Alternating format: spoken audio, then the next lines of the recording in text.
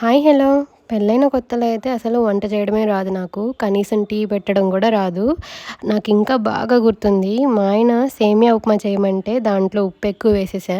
బిర్యానీ చేయమంటేనేమో ఎసరెక్కువ పోసేసి బిర్యానీ పేస్ట్‌లాగా అయితే చేశాను. అప్పుడింక మా ఆయనే నేర్పించేవాడు చిన్నవన్నీ. అంటే టీ పెట్టడం, పప్పు చేయడం ఇలాంటివన్నీ గూడాను. ఇదంతా ఎందుకు చెప్తున్నానంటే మాది లవ్ మ్యారేజ్.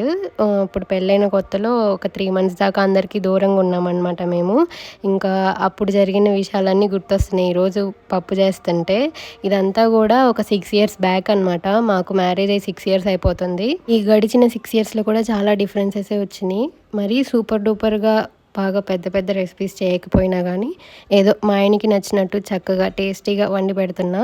దేనికైనా ఒక dedication, hard work, interest, experience బాగా ఎక్కువ చెప్పేసానా? ఇట్లాంటియన్నీ ఉండాలి. ఇప్పుడే ఏ విషయంలో అయినా సక్సెస్ అనేది వచ్చిద్ది.